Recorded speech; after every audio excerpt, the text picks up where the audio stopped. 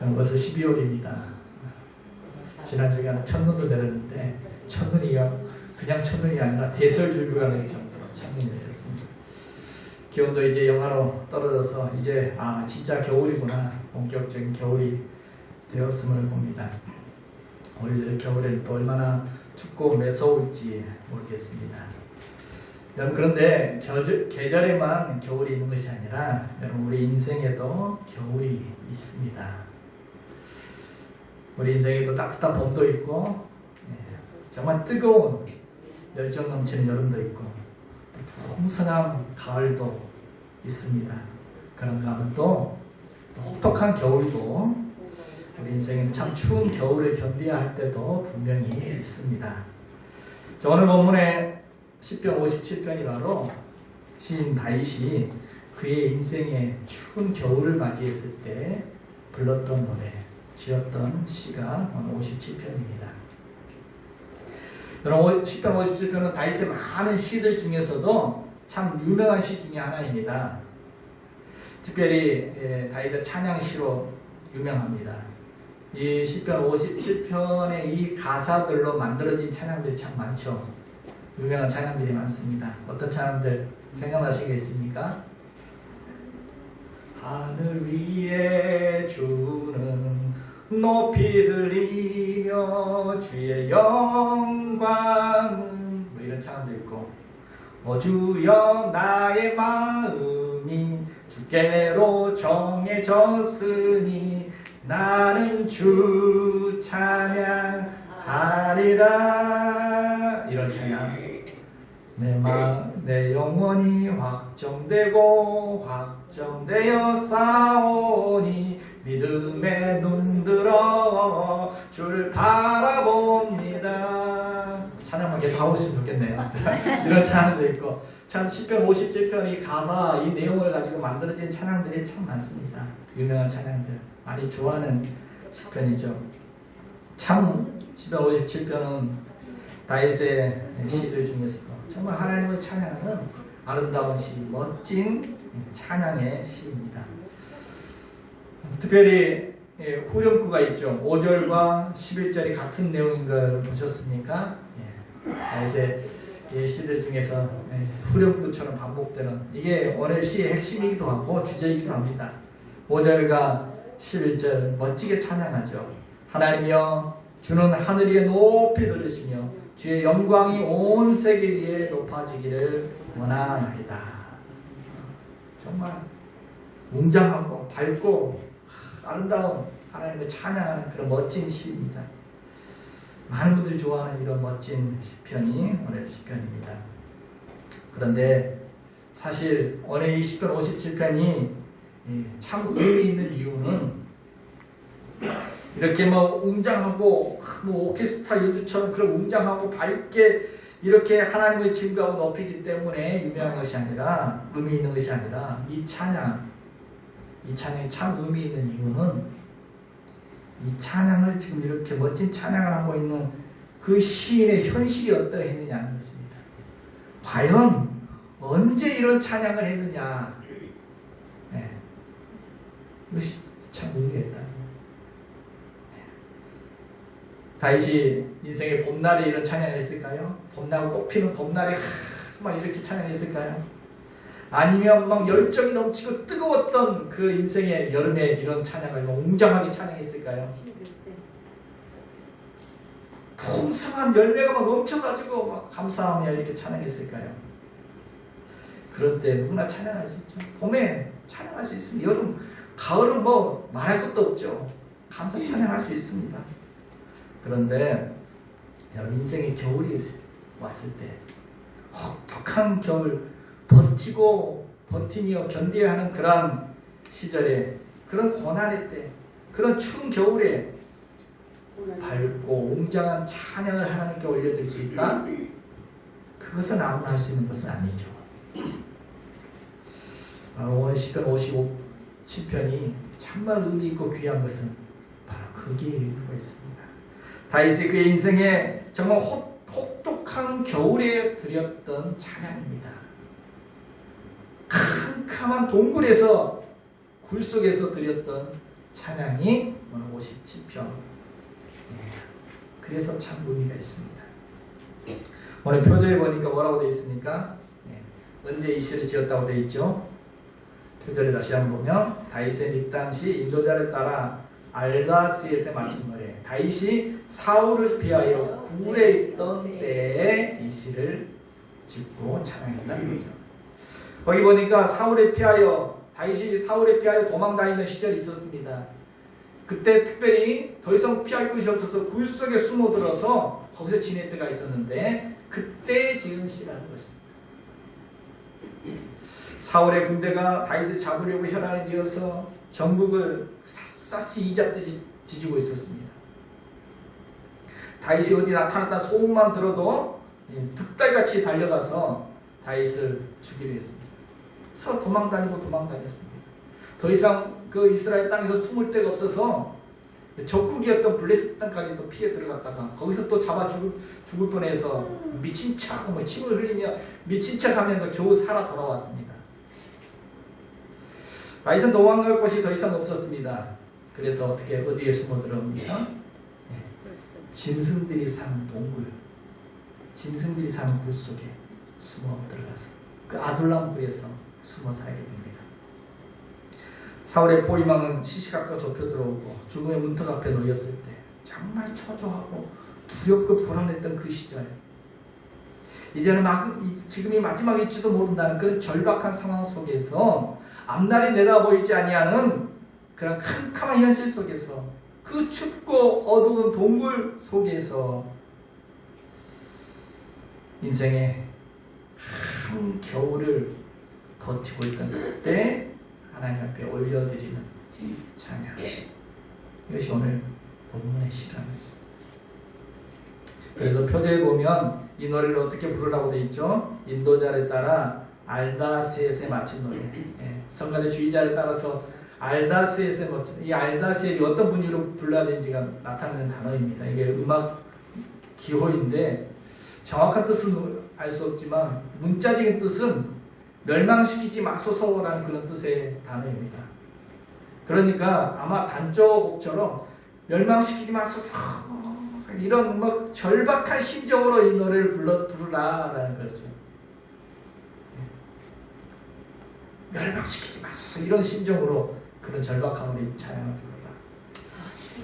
다윗이 처한 상황이 어떠했는지 4절에 다윗이 이렇게 표현하고 있습니다. 4절 같이 한번 보겠습니다. 내 영혼이 사자들 가운데서 살며 내가 불사르는 자들 중에 누웠으니 곧 사람의 아들들 중에라. 그들의 이는 창과 화살이요 그들의 혀는 날카로운 칼 같도다.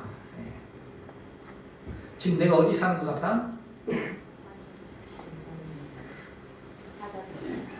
사자들 가운데 살고 있대요. 사자 우리 속에 지금 살고 있는 것처럼 막 사납게 물어뜯으려는 사람들, 그 사자들 사이에서 내가 둘러싸여서 이렇게 살고 있다. 얼마나 거기서 불안하겠습니까? 불안한 삶이겠습니까? 또 불사르는 자들 중에 누워있다. 나를 불을 지르려고 하는 사람들, 그런 사람들 사이에서 꼼짝 못하고 지금 누워있다는 것입니다. 그들의 이빨은 창과 화살 같고 그들의 혀는 날카로운 칼처럼 다윗을 비방하고 위협하고 있습니다. 성경에 누가 연상되어집니까? 다니엘이 그랬죠. 다니엘이 사자굴에 던져졌고 또 다니엘의 친구들은 진짜 풀불 속에 던져졌죠. 그런 극한 박해의 상황 속에 지금 다윗이 놓여있다라는 그런 말입니다. 그래서 처음부터 찬양할 수가 없죠. 이런 상황에서 찬양이 나올 수가 없죠.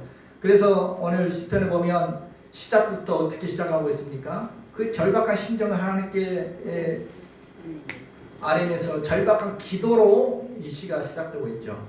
1절 보면 어떻게 시작합니까? 하나님이여 내게 은혜를 베푸소서, 내게 은혜를 베푸소서. 내 영혼이 주께 피하되 주의 날개 그늘 아래에서 이 재앙들이 지나기까지 피하리이다. 지금 다윗이 어떤지, 지금 하나님께 은혜를 구하고 은혜를 달라고 거듭 한곡하게 요청. 지금 은혜 없이 살 수 없는 그런 상황이라는 것입니다.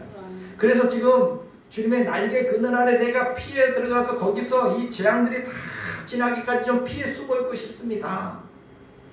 그럼 여기 재앙들이다 그랬는데 복수형이죠. 한 가지 재앙이 아닙니다. 뭐 여러 가지 재앙들이 겹겹이 지금 다윗에게 닥쳐왔다는 것입니다. 내 힘으로 감당할 수 없어서 지금 절대적으로 하나님의 은혜가 필요하다는 것입니다. 내 힘으로 이 재앙에 맞설 수 없기 때문에 그냥 피하고 싶다. 주님의 날개 그늘 안에 피해서 이 재앙이 빨리 좀 지나가기를 그렇게 기다릴 수밖에 없는 그런 처지에 놓여 있다는 것입니다. 그래서 오늘 시편은 1절과 2절이 있다고 그랬죠. 후렴구를 따라서 1절의 분위기와 2절의 분위기가 다릅니다. 1절은 이런 절박한 기도, 이 절박한 상황과 심정을 토로하는 기도 내용이고, 2절은 우리가 아는 것처럼 그런 찬양, 밝은 웅장한 찬양으로 2절이 구성되어졌습니다. 무슨 말입니까? 다윗의 찬양이 언제? 이런 절박한 상황 속에서 하나님께 그런 찬양을 올려드리게 되었다는 것입니다. 여기서 우리는 질문이 생기죠. 어떻게 다윗은 그런 절박한 상황에서 찬양을 할 수 있었을까? 어떻게 그렇게 그런 멋진 찬양을, 아름다운 찬양을 할 수가 있었을까? 어떻게 해요?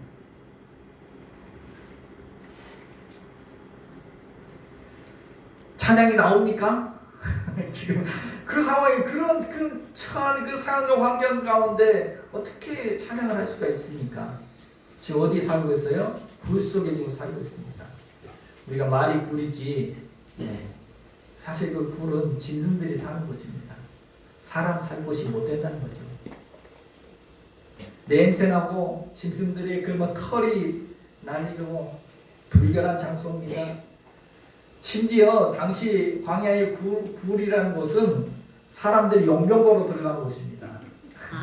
그 광야의 특징, 어디에도 뭐 숨을 데가 없으니까 용병보로 이렇게 광야에. 그래서 실제로 사무엘상 24장에 보면 사울왕이 다윗을 쫓아다니다가 급해가지고 불 속에 들어가서 용병보로 들어가죠. 더럽고 어둡고 쾌쾌하고 잠시 잠깐도 머물고 싶지 않은 곳, 그런 곳이 바로 다윗이 살고 있던 숨어들었던 동굴입니다. 동물처럼 정말 인간 이하의 삶을 견뎌낼 수밖에 없는 그런 환경, 더 이상 내려갈 데 없는 정말 인생의 밑바닥 중에서도 최고의 밑바닥까지 내려앉은 그러한 환경 속에서 말 그대로 그 추운 겨울을 보내고 있었습니다. 또 얼마나 불안합니까? 언제 사울왕이 지금 이 굴로 사울왕의 군대가 들이닥칠 줄 모르는 그 불안한 가운데 두려움 속에서 지내던 그때 찬양을 했다. 아니 어떻게 그곳에서 찬양이 나올까? 어떻게 하나님을 그렇게 높이는 찬양을, 아름다운 찬양을 부를 수가 있었을까? 9절 11절에 오면 어떻게 찬양하죠? 내가 만민 중에서 주께 감사하며 문 나라 중에서 주를 찬송하리이다. 주는 하늘 위에 높이 들리시며 주의 영광이 온 세계 위에 높아지기를 원하나이다. 얼마나 웅장한 찬양입니까? 정말 어떻게 그런 찬양을 부를 수 있었을까? 잘 이해가 잘 안 되죠. 여러분, 만약 우리가 이렇게 인생 밑바닥에 처해지게 되었다면, 내가 생각할 때 가장 최악이라는 그런 상황 속에 내가 놓여 있다면, 과연 이런 동굴과 같은 그런 삶의 현장에서 우리가 살아갈 때 이런 찬양을 할 수 있을까? 할 수 있을까요? 저는 잘 자신이 없습니다. 다시는 어떻게 그럴 수 있었을까? 어떻게 이런 멋진 찬양을 할 수 있었을까? 물론 다윗도 처음부터 그렇게 찬양할 수 있었던 건 아니겠죠. 처음에는 그 불편한 동굴 생활을 하면서 낙심이 되기도 하고 짜증스럽게 되겠죠. 본문에 나온 것처럼 억울하기도 하죠. 내가 뭘 잘못했다고. 나라를 위해서 정말 목숨 걸고 군대 장군으로 싸웠을 뿐인데 사울왕의 추격을 피해 숨어 들어가서 얼마나 불안합니까? 바스락대는 소리만 들어도 잠을 깰 수밖에 없는 그런 불안하고 두려운 가운데 처음에는 그런 심정이었을 것입니다. 그러다가 다윗은 하나님의 은혜를 구하며 하나님 도와주십시오. 하나님 은혜 주십시오. 하나님 은혜를 구하며 눈물로 기도하기 시작하였고 그렇게 기도하다가 드디어 그의 입에서 이제 찬송이 흘러나오기 시작했다는 것입니다. 동굴에서 찬양 얼마나 울렸겠습니까? 막 동굴이 울리는 찬양을 했을 때 그 아둘람 굴에는 다윗처럼 억울한 사람들이 피해서 들어왔던 사람들이 있는데 그들이 뭐 어떻게 생각해? 드디어 이제 다윗이 이제 미쳤구나 하지 않았겠습니까?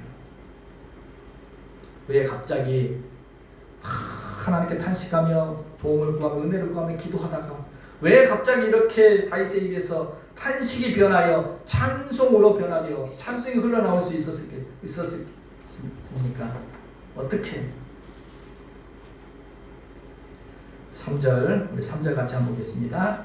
그가 하늘에서 보내사 나를 삼키려는 자의 비방에서 나를 구원하실지라 셀라. 하나님이 그의 인자와 진리를 보내시리로다. 아멘. 그 동굴에서 다윗의 고백입니다. 무슨 고백입니까? 하나님이 나를 구원하실 것이다. 누가요? 그가 하나님이 나를 삼키려는 자들의 그 위협과 비방에서부터 그 위협으로부터 나를 구원해 주실 것이다. 어떻게 구원하신다고요? 하늘에서 보내실 거다. 나를 도와줄 자를, 나를 구원할 자를 보내주신다는 것입니다. 뭘 보내주세요? 하나님의 그의 인자와 진리를 하늘에서 나에게 보내주실 것이다. 인자와 진리는 하나님의 두 가지 큰 성품이죠. 대표적인 성품이죠. 인자, 헬라 원어로 보면 히브리 원어로 보면 헤세드입니다. 헤세드. 이 단어는 자애로운 사랑입니다. 따뜻한 사랑, 자비, 친절, 자애로운 사랑. 그런 뜻입니다. 진리는 에메드란, 아멘이라는 말이 여기서 나오는데 에메드란 뜻인데 진실, 신실, 성실, 확고함 이런 뜻의 단어입니다. 하나님께서 헤세드, 하나님께서 그 자비로운 사랑, 그 나를 향한 나를 향한 끝없는 사랑, 그 따뜻한 사랑을 나에게 베풀어 주실 것이다. 또 에메드, 하나님은 그 신실하심으로 그 진리로 나의 억울함을 풀어주시고 나를 붙잡아 주실 것이다. 하나님의 그 인자하신 사랑으로 그 신실하신 진리의 말씀으로 나를 구원해 주실 것이다. 그 인자로 나를 감싸 주시고 그 진리로 나의 억울함을 풀어주실 것이다. 그래서 나를 구원해 주실 것이다. 여러분 그렇습니다. 다윗은 지금 현실을 바라보고 있는 것이 아닙니다. 현실을 보고 지금 찬양이 나올 수가 없죠. 현실을 본 것이 아닙니다. 현실은 도저히 찬양할 수 없는 그 동굴 안에 있었지만 또 사울의 칼날의 위협은 그 시대대로 다가오며 그 절박하고 불안한 상황 속에 놓여 있었지만 다윗은 현실을 바라보는 것이 아니라 뭘 바라봤어요? 하나님을 바라봤어요. 하나님의 인자와 진리를 바라보며 찬양할 수 있었다는 것입니다. 하나님의 나에게 그늘아래 피하여서 하나님의 인자하심과 그 진실하심을 바라보며 찬양하였습니다. 그럼 그렇습니다. 어떤 환경 속에 우리가 놓여있다 할지라도 눈을 들어 하나님을 바라보고 하나님의 그 좋으신 하나님, 그 사랑의 하나님, 그 진실하신 신실하신 하나님을 바라볼 때 찬양이 나올 수 있다는 것입니다. 마치 아이가 엄마의 눈과 눈을 마주치듯이 그렇게 하나님을 바라보면서 그렇게 따뜻한 하나님을 바라보면서 신실하신 하나님을 바라보면서 다시 노래할 수 있었습니다. 다윗의 특기가 노래죠. 찬양. 다시 기쁨으로 찬양할 수가 있었습니다. 여러분 그렇습니다. 문제만 바라보면 자꾸 문제만 바라보고 묵상하고 있으면 어떻게 돼요? 문제가 태산처럼 보여요. 자꾸 바라보고 이것만 보여요. 이것만 온 세상이 다 이것만 보여요. 문제에 막 갇힘이 태산처럼 커 보입니다.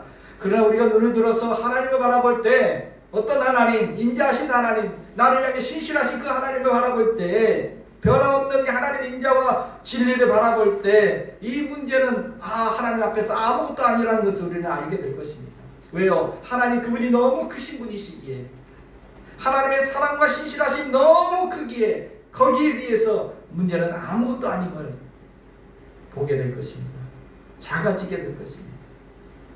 그래서 오늘 10절에도 보면 다시 한번 하나님의 인자와 진리에 대해서 다시 뭐라고 노래합니까? 10절 다시 한번 보겠습니다. 무릇 주의 인자는 커서 하늘에 미치고 주의 진리는 궁창에 이르나이다. 다윗이 지금 하나님의 인자와 진리를 바라봤더니 하나님의 인자와 진리가 얼마나 커요? 하나님의 인자는 하늘에 미치고 하나님의 진리는 궁창에까지 이르고 하늘과 땅과 온 세상을 뒤덮도록 하나님의 인자와 진리가 그렇게 크다는 것입니다. 그 하나님을 바라보니까 주님의 높고 위대하십니다. 참 문제는 아무것도 아니었습니다. 그 크신 하나님의 사랑, 그 인자와 진리를 묵상하다 보니 사울의 칼날이 더 이상 무섭지 않습니다. 지금 동굴 안에 사는 이 불편함과 비참함도 이제 더 이상 대수롭지 않습니다. 절로 다윗의 입에서 찬양이만 흘러나오기 시작합니다. 주님의 높고 위대하심 내 영혼이 찬양하네. 주님의 높고 위대하심을 내 영혼이 찬양하네.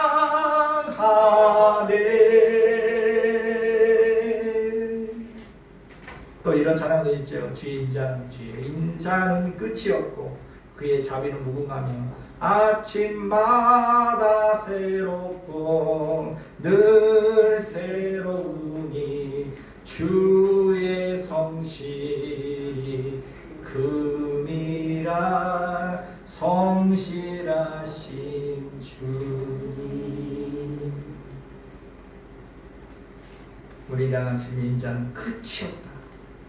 무궁하다. 아침마다 늘 새롭고 새롭다. 주님의 성실, 주님의 진실하심, 주님의 진리는 크다. 한없이 크다라고 찬양합니다. 여러분 그렇습니다. 주님의 인자하심과 이 크신 주님의 인자와 진리를 바라볼 때 우리는 어떤 환경과 상황 속에 놓여있다 할지라도 그곳에서도 찬양할 수 있는 줄로 믿습니다. 아멘. 그래서 시편 106편에 보면 할렐루야 여호와께 감사하라. 그는 선하시며 그 인자하심이 영원합니다. 이 구절이 시편에 얼마나 많이 나와 있는지 모릅니다. 하나님께 감사하고 찬양하는 이유는 그는 선하시고 그 인자하심이 영원하다. 이렇게 다윗은 현실의 상황을 바라보지 않고 그 상황을 뛰어넘는 하나님을 바라봄으로 하나님의 그 인자와 진리를 바라봄으로 찬양할 수 있었습니다. 이렇게 찬양했더니 어떻게 되었습니까? 다윗이 그 동굴에서 죽었습니까? 사울의 칼날에 죽었습니까? 사울왕이 그렇게 추격자를 구성해서 다윗을 잡으려고 그렇게 추격하고 다녔지만 다윗을 잡지를 못하죠. 하나님의 날개의 그늘 아래 숨어있는 그 다윗을 정말 지척에 놓고도 다윗을 찾지 못합니다. 잡지 못합니다. 안 보여요. 어디 숨었는지 보이질 않아요. 도리어 사무엘상 24장에 보면 다윗이 숨어있던 그 동굴에 아까 말한 것처럼 사울이 쫓아다니다가 급해가지고 용변 보려고 그 속에 들어갑니다. 다윗이 있는지는 까마득하게 모르고 밖에서 환한 데서 들어가니까 안 보이죠. 근데 다윗은 다 보여요. 사울이 들어오고 있구나. 그래서 그때 도리어 다윗의 칼로 사울이 죽을 뻔합니다. 다윗의 신하들이 하나님 주신 기회입니다. 이때 저 원수를 죽이면 끝입니다. 했지만 다윗이 죽이지 않죠. 옷자락만 살짝 뺍니다.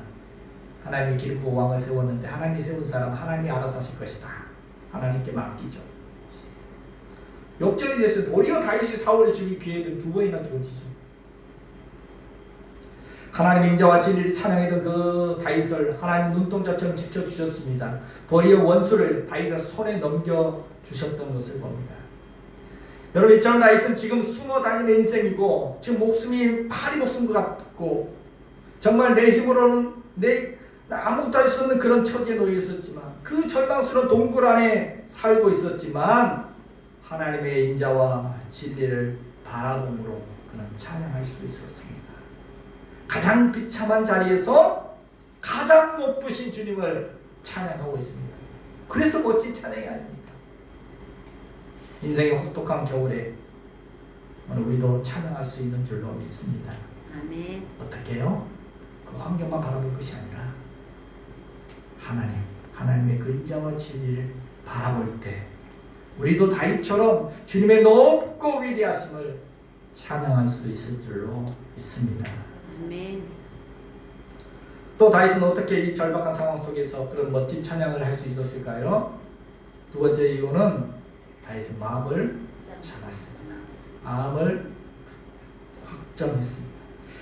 여러분, 분위기가 바뀌었다고 했죠. 1절부터 6절까지 분위기와 7절 이후의 분위기 완전히 반전되어집니다. 앞부분에는 대적의 위험이 있고 비방이 있고 억울함도 있고 그래서 하나님께 부르짖고 탄원하고 하소연하고 도와달라고 그런 분위기라면 7절 이하에는 완전히 대반전이 되어져서 밝은 분위기로 하나님을 노래하고 찬양하고 막 승리를 고백하고 확신에 차서 새벽을 막 열어가는 그런 내용들로 구성되어집니다. 반전 7절 어떻게 반전되었는지 7절을 같이 한번 보겠습니다. 하나님이여 내 마음이 확정되었고 내 마음이 확정되었사오니 내가 노래하고 내가 찬송하리이다. 아멘. 내 마음 정했습니다. 이제 내 마음 확실하게 정했습니다. 아멘. 뭐 하기로? 내가 노래하고 내가 찬송하리다 라고 마음 정했다는 것입니다. 비록 지금 동굴 속에 숨어있는 형편이지만 탄식할 수밖에 없는 그런 절망의 처지에 놓여있지만 하나님이 나와 함께 하시고 하나님의 인자와 진리로 나를 구원해 주실 것으로 내가 믿기 때문에 더 이상 탄식하고 있지 않겠습니다. 더 이상 울고만 있지 않겠습니다. 더 이상 절망하고만 있지 않겠습니다. 이제 오히려 주님을 찬양하겠습니다. 주님을 노래하겠습니다. 이렇게 마음 정했다는 것입니다. 찬양하기로 정했습니다. 결심했습니다. 그랬더니 다윗의 입에서 막 찬양이 흘러 넘치게 되었다는 것입니다.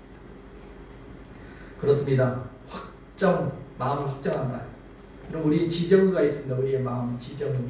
감정은 막 휘둘리지만 우리는 의지적으로 결단할 수 있습니다. 내가 이 탄식이 아니라 찬양하겠다고 결심할 수 있습니다.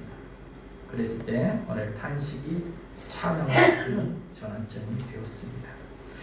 그래서 다윗은 하나님을 찬양하기로 내가 확정했습니다. 이렇게 마음 정하고 나서 계속해서 바로 뒷이어 8절 9절에 뭐라고 선포합니까? 내 영광 앞에 있죠다. 비파야 수금아 깨있죠다. 내가 새벽을 깨우리로다. 주여 내가 만민 중에서 주께 감사하오며 문 나라 중에서 주를 찬송하리이다. 아멘. 아멘. 내 영광 앞에 있죠다. 쉬운 말 성경에 보면 내 영혼 앞에 있죠다 라고 이렇게 번역합니다. 자기 자신의 영혼에 깨웁니다. 이제 일어나자. 일어나라. 이제 낙심의 자리에 앉아있을 것이 아니라 이제는 일어나자. 비파야 수금아 깨있죠다. 지금 먼지 쌓여있던 비파와 수금을 다시 꺼내들면서 비파와 악기를 다시 깨워 연주하면서 이제 찬양하겠다 하면서 내가 새벽을 깨우리라. 새벽이 오기만에 기다리고 있을 것이 아니라 내가 어둠을 깨우리라. 이 절망의 밤을 깨워 새 아침을 깨우리라. 아멘. 적극적으로 이제 깨어 일어나서 이 환경, 이 어두운 환경을 깨우겠다. 깨어서 깨우겠다. 일어나서 깨우겠다. 새벽에 오기만에 기다리고 있을 것이 아니라 적극적으로 새벽을 깨우겠다는 것입니다. 뭘로 깨워요? 찬양으로 깨우겠다는 것입니다. 비파와 수금을 연주하며 하나님을 찬양하며 이 어두운 밤을 깨우겠다는 것입니다. 찬양으로 깨우겠다는 것입니다. 절망하며 앉아있을 것이 아니라 적극적으로 찬양하겠다. 그동안 이 깨우겠다는 이 고백 속에는 그동안 잠들어 있었다는 거죠. 그동안 지금 낙심되어 있었다는 거죠. 지금 깊은 영혼이 지금 깊은 잠에 잠들어서 이 어둠 속에 있었다는 것을 지금 다윗은 이제 깨닫고 이제 내가 이제 일어날 것이다. 이 어둠이 물러가도록 이제는 빛이 오게 하겠다. 새벽을 깨우겠다. 그래서 나만 찬양한 것이 아니라 어떻게 하겠다? 만민 중에서 주님을 찬양하고 문나라 중에서 주님을 찬송하게 내가 그렇게 할 것이다. 아멘. 온 땅에 하나님의 영광이 높아지도록 그렇게 찬양할 것이다. 그렇게 어떻게 했다? 결심했다는 것입니다. 그렇게 마음을 확정했다는 것입니다. 더 이상 좌절하고 낙심하고 있는 것이 아니라 이제 이 굴 속에서 나는 찬송하겠다. 그래서 새 아침을 열어가겠다. 아멘. 결심했다는 것입니다.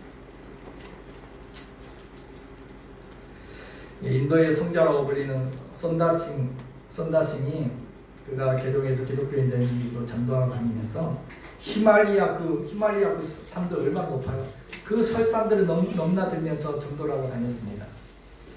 어떤 분이 선다싱에게 물었습니다. 아니 몸도 약한 분이 어떻게 그 높은 산들을 넘어다니면서 그렇게 할 수 있느냐 라고 물었더니 선다싱이 이렇게 말했다고 합니다. 나는 산을 넘기 전에 먼저 정신의 길을 산보다 더 높이 해서 산을 넘는다. 무슨 말입니까? 산 넘기 전에 이거 어떻게 넘어 이렇게 낙심해 있는 것이 아니라 마음을 저 산보다 내 마음을 더 높게 한다는 것입니다. 여러분 정신이 위축되면 아무것도 할 수 없습니다. 오늘 다윗은 마음을 다 잡은 것입니다. 하나님 앞에서 정신을 다 잡았습니다. 마음을 굳게 확정했습니다. 하나님이여 이제 내 마음 확정했습니다. 확실하게 정했습니다. 이제 내가 노래하기로 정했습니다. 내가 찬양하기로 정했습니다. 마음을 굳게 했습니다. 결심했습니다. 뭘 하기로. 그 상황 속에서도 이 환경 속에서도 나는 노래하리다. 나는 찬송하리다. 이처럼 다윗은 인생의 추운 겨울에 그 동굴 속에서 하나님을 찬양하기로 결심했습니다. 잠든 자기 영혼을 깨우면서 자기를 깨우면서 내 영혼을 깨우면서 그 어두운 새벽을 깨우겠다 결심했습니다. 상황이 아무도 바뀐 것도 없지만 여전히 동굴 안에 그는 있었지만 여전히 적들이 사자처럼 그를 위협하고 있었지만 환경은 그대로였지만 뭐가 바뀌었어요? 내 마음이 바뀌었습니다. 그랬더니 찬양이 나오게 됐다는 것입니다. 여러분 이런 유명한 말이 있습니다. 이런 말이 있습니다. 나에게 무슨 일이 일어나는가 보다 내 안에 무슨 일이 일어나는가가 더 중요하다. 내 주변에 내 환경에 어떤 일이 일어나는가 그것보다 더 중요한 것은 내 마음이 내 마음을 어떻게 가느냐가 더 중요하다는 것입니다. 그래서 실제로 바울과 실라는 빌립보 감옥 안에서 하나님을 찬양했죠. 바울과 실라가 전도하다가 점치는 여자를 보고 귀신 들려서 점치는 여자를 보고 바울이 그 귀신을 쫓아내고 그 여인을 고쳐줬습니다. 그랬더니 그 여인을 통해서 돈 벌어먹던 그 주인이 자기 돈줄이 끊어지니까 바울과 실라를 억울하게 모함해서 결국 바울과 실라가 채찍에 맞고 매를 맞고 감옥에 갇히게 되죠. 지하 감옥에 캄캄한 감옥에 갇혔습니다. 여러분 얼마나 억울합니까? 내가 뭘 잘못했다고 사람 고쳐준 죄밖에 없는데 얼마나 절망스럽습니까? 화도 날 것이고 감옥에 갇혀 답답하기도 하고 불안하기도 했을 것입니다. 채찍에 맞았으니 몸도 아프고 마음도 아프고 끙끙 앓으면서 밤새 신음할 수밖에 없는 그런 상황 속에 놓여 있었습니다. 그런데 바울과 실라는 마음을 바꿨습니다. 뭐 하기로? 이곳에서 내가 기도하고 찬송하리라. 이해할 수 없는 그 고통 속에 놓여 있었지만 마음을 바꾸었습니다. 내가 기도하고 찬송하리라. 그래서 바울과 실라는 그 감옥 안에서 밤중에 일어나서 찬송을 불렀습니다. 기도하고 찬송했습니다. 그랬더니 어떤 일이 벌어졌어요? 사도행전 16장 25절 26절을 보면 같이 한번 보겠습니다. 한밤중에 바울과 실라가 기도하고 하나님을 찬송하며 제수들이 듣더라. 이에 갑자기 큰 지진이 나서 옥토가 움직이고 문이 곧 다 열리며 모든 사람의 메인 것이 다 벗어진지라. 반전이 일어났습니다. 옥문이 열리고 지진이 일어나서 옥문이 열리고 그 메었던 착고들이 풀려지게 되었습니다. 그리고 이 일 때문에 어떻게 되었습니까? 간수장이 제수들 자다가 깜짝 놀래 잠을 깨보니까 옥문이 다 열려있는 것을 보고 다 도망친 줄 알고 이제 나는 죽었다 하고 자살하려고 하다가 바울이 아니다 우리 여기 있다. 간수장이 바울 앞에 물었습니다. 그리고 그날 밤 가족들 다 불러서 바울에게 복음을 듣고 간수장의 가족들이 다 구원받고 빌립보 지역에 전도문이 활짝 열리는 사건이 바로 그 사건이 되었습니다. 마음을 정하고 그 억울하게 매를 맞고 이 감옥에 갇혀있지만 내가 찬송하고 기도할 것이다. 마음을 정하고 하나님께 찬송하자. 정말 새벽을 깨웠습니다. 어둠이 물러갔습니다. 새 아침이 밝아왔습니다. 아멘. 여러분 하박국 선지자도 그렇죠. 무화과 나무가 무성하지 못하고 포도나무 열매가 없고 우리의 양이 한 마리도 없다 할지라도 이 절망적인 상황 속에서도 나는 여호와를 인하여 하나님을 인하여 나는 기뻐하고 찬송하겠다. 이 하박국의 고백 아닙니까? 그렇게 결심하고 찬양할 때 하나님의 역사가 그들의 현장 속에 나타났습니다. 이런 결심과 찬양이 오늘 우리의 삶 속에도 넘치기를 축복합니다. 아멘.